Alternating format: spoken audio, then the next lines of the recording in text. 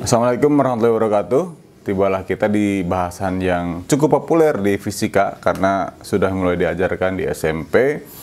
Di SMA juga diajarkan tentang gerak, yaitu tentang GLB dan GLBB. Tapi untuk bisa memahami bahasan ini harus banget wajib paham dulu tentang pengetahuan sebelumnya, yaitu tentang posisi, perpindahan, kecepatan, dan percepatan. Entah itu kecepatan sesaat, kecepatan rata-rata, ataupun percepatan sesaat dan percepatan rata-rata. Ya, kalau belum paham itu, maka akan tidak nyambung dengan bahasan ini. Kalau belum paham mengenai hal tadi, silahkan tonton dulu video sebelumnya, yang linknya saya sertakan di kolom deskripsi yang ada di bawah. Kalau sudah paham mengenai tadi semua, mari kita lanjut.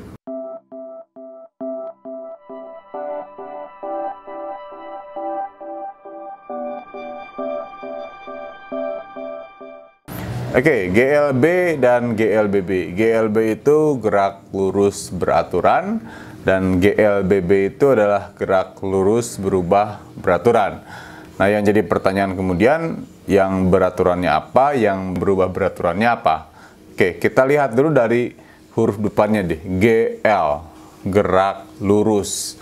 Ya, gerak lurus di sana, di GLB ataupun GLBB, maknanya sama, yaitu gerak yang kita pelajari di sini adalah gerak pada satu dimensi. Sedangkan untuk GLB, B-nya itu beraturan. Yang dimaksud dengan beraturan di sini adalah kecepatannya. Kecepatannya adalah konstan atau tetap. Nah, kalau kecepatannya tetap berarti percepatannya 0. Gitu. Oke, sedangkan untuk GLBB berubah beraturannya, ya, berubahnya itu kecepatannya, jadi artinya kecepatannya tidak konstan, kecepatan tidak tetap, tapi beraturan, berubah kecepatannya, cuman berubahnya beraturan, gitu ya. Itu artinya bahwa perubahan kecepatannya tetap, kecepatannya berubah, cuman perubahan kecepatannya tetap, atau percepatannya berarti konstan.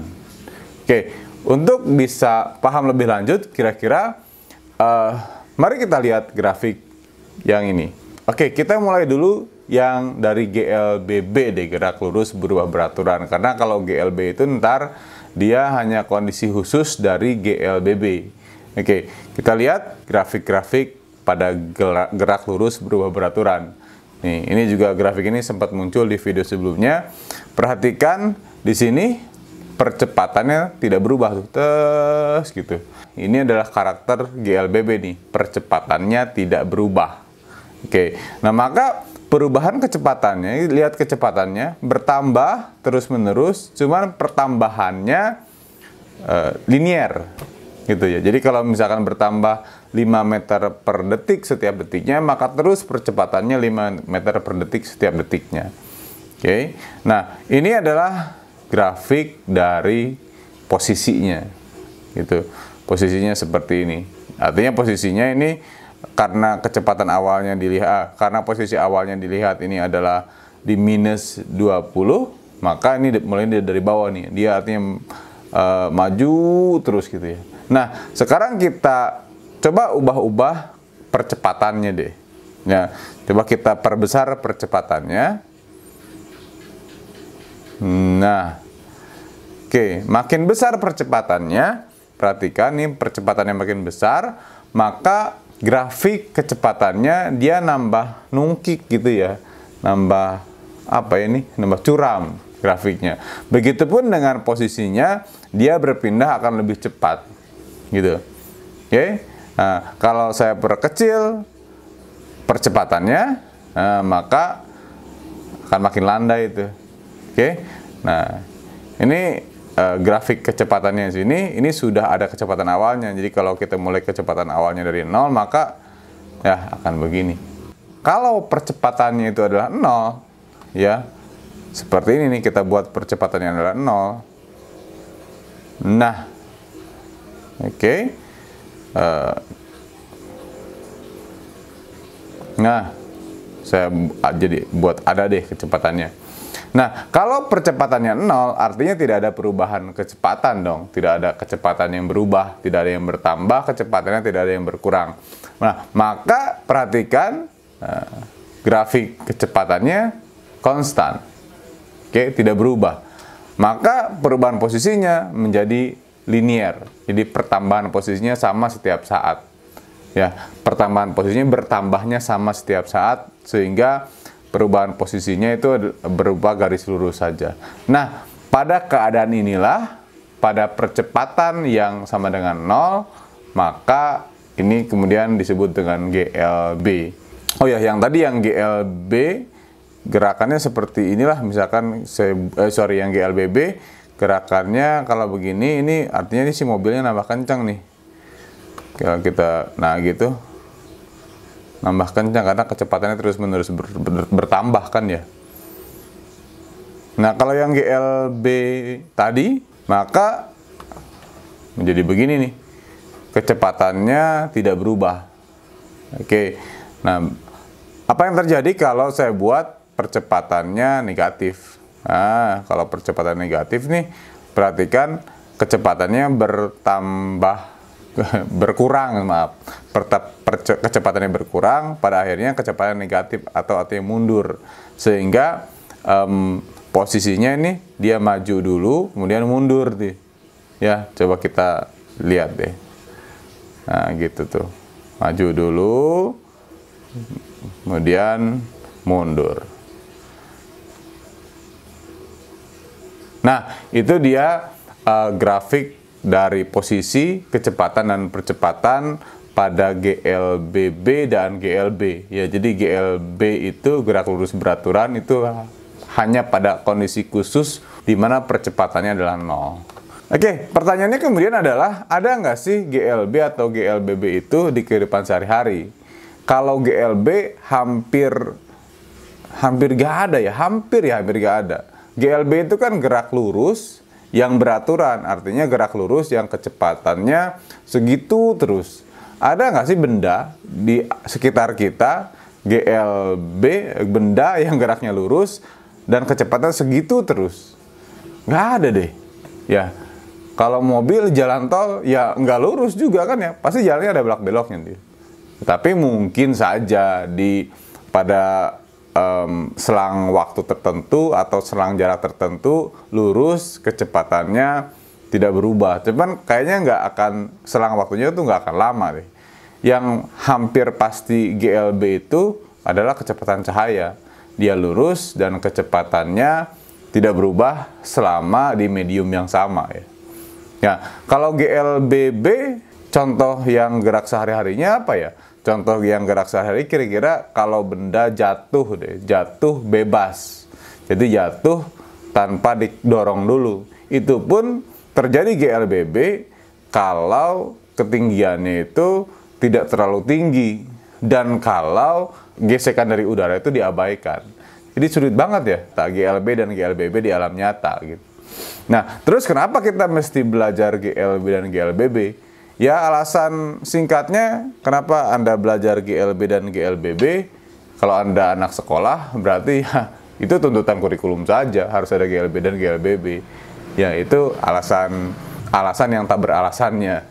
Nah, kalau alasan yang beralasannya, kenapa gerak itu ada kita bagi menjadi GLB dan GLBB? Karena gerak nyata itu, gerak sesungguhnya itu rumit. Maka kalau kita mempelajari yang rumit, tidak akan beres nih permasalahan tentang gerak. Maka gerakannya disimpelkan dulu, ya disederhanakan dulu. Maka adalah GLB, gerak lurus beraturan, dan gerak lurus berubah beraturan. Kalau nanti di gerak nyata, hal-hal yang memudahkannya itu sedikit-sedikit dihilangkan, sehingga sederhananya itu menjadi lebih berkurang dan menuju ke gerak nyata. Gitulah kira-kira. Jadi dalam rangka menyimpelkan permasalahan gitu. Untuk belajar tentang GLBB dan GLB, kita akan nurunin rumus nih, ya. Cuman pengetahuan mengenai tadi, posisi, kecepatan, percepatan, perpindahannya mesti oke dulu nih. Jadi alangkah baiknya jika Anda mengikuti ini secara perlahan atau Anda tulis di buku Anda, biar lebih paham gitu ya. Tapi kalau enggak juga nggak apa-apalah. ini hanya penurunan rumus supaya kita tahu asal muasal dari mana muncul persamaan yang akan kita dapatkan nanti. Oke, kita lihat bahwa di bahasan sebelumnya ada yang dinamakan dengan percepatan. Oke, nah percepatan itu kan adalah kecepatan akhir dikurangi kecepatan awal dibagi dengan selang waktu, gitu ya. Jadi percepatan itu kan perubahan kecepatan setiap selang waktu, gitu. AX sama dengan Vxf min Vxi per delta T. AX di situ adalah kecepatan dalam arah sumbu X. Karena apa? Karena kan kita hanya satu dimensi nih. Vxf itu adalah kecepatan di arah sumbu X, kecepatan finalnya. Sedangkan Vxi itu kecepatan di sumbu X awalnya, kecepatan awal. Dan delta T itu adalah selang waktunya. Oke, nah dari persamaan ini kita akan mendapatkan, di otak-atik lagi matematiknya akan mendapatkan Vxf, jadi kecepatan akhir adalah kecepatan awal atau Vxi ditambah Axt, jadi percepatan dikalikan selang waktu, gitu ya. Ini cuman aljabarnya saja nih. Ya, jadi A-nya pindah ke sebelah kanan, Vxf-nya kecepatan akhirnya pindah ke sebelah kiri, gitu ya. Sedangkan kita tahu bahwa perpindahan itu adalah kecepatan rata-rata dikalikan dengan waktu, selang waktu, gitu. Oke? Nah, khusus untuk di GLBB, gerak lurus berubah beraturan, karena perubahan kecepatannya sama setiap saat, karena percepatannya konstan, maka khusus untuk percepatan konstan saja nih, ya, maka kecepatan rata-rata di arah sumbu X, ya, itu adalah kecepatan awal ditambah kecepatan akhir dibagi 2. Sekali lagi, ini khusus untuk percepatan yang konstan. Kalau percepatan tidak konstan, tidak berlaku seperti ini. Oke, sehingga dari persamaan yang Vx ini bisa kita masukkan kecepatan rata-ratanya ke arah ke bagian yang delta perpindahan itu menjadi seperti ini. Oke, delta x-nya kita ganti dengan xf min xi, artinya posisi akhir dikurangi posisi awal. Oke, nah sehingga kalau diturunkan lagi, ya, jadi xi-nya pindah ke sebelah kanan kan ya. Dan 2 yang di bawah itu jadi setengah. Oke, gimana? Bisa difahami? Oke lah, anggap paham saja. Teruskan ya. Oke, kalau kita masukkan persamaan yang atas tuh, yang saya kasih kolom yang merah, kita masukkan Vfx-nya ke kolom yang biru yang ini nih, xf yang ini nih, ya, maka kita akan mendapatkan persamaan seperti ini. Ya, kita ganti kecepatan akhirnya Vxf-nya menjadi dengan yang merah. Ya, oke. Karena Vxi-nya ada 2 tuh, ya, kita gabungin nih, akan menjadi seperti ini. Sehingga hasil akhirnya akan menjadi begini.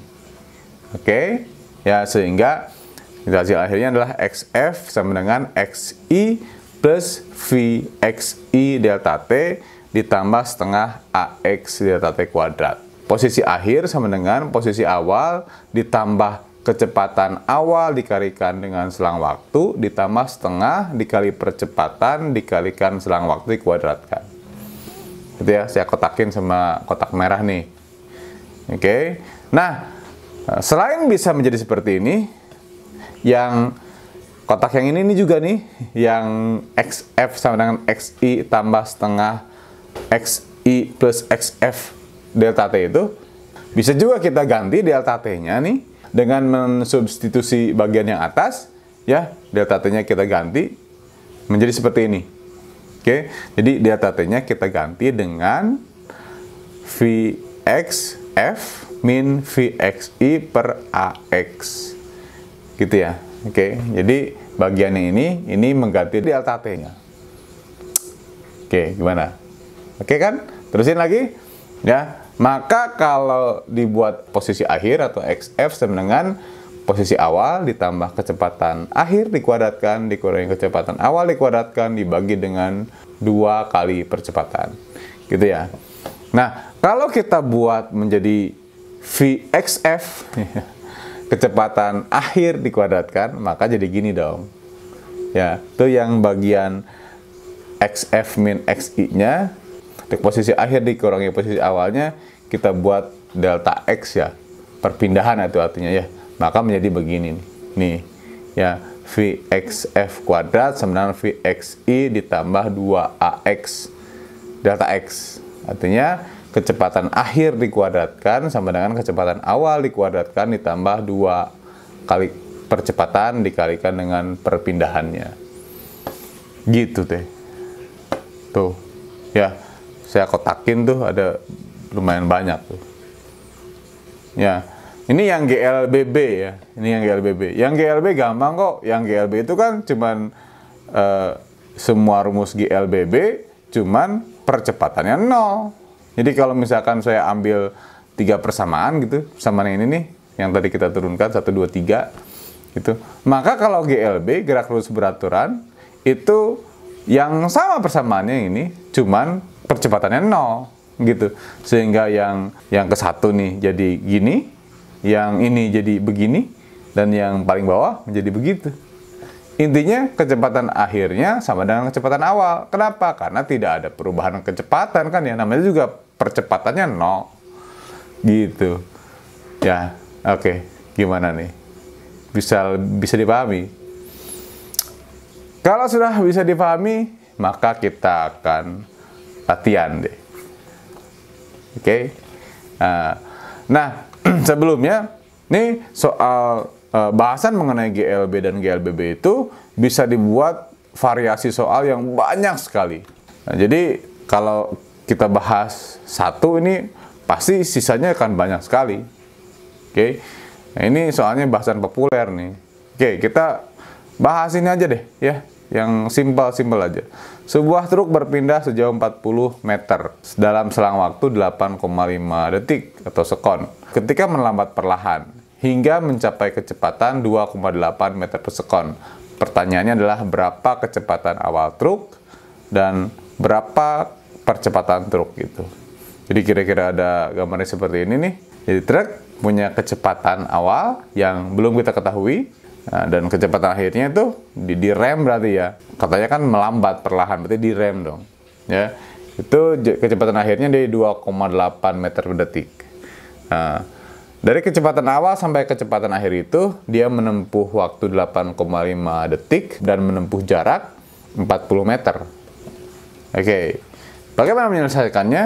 Nah, kita lihat nih, di penerusan rumus tadi ada yang ini nih, ini kita pindahkan.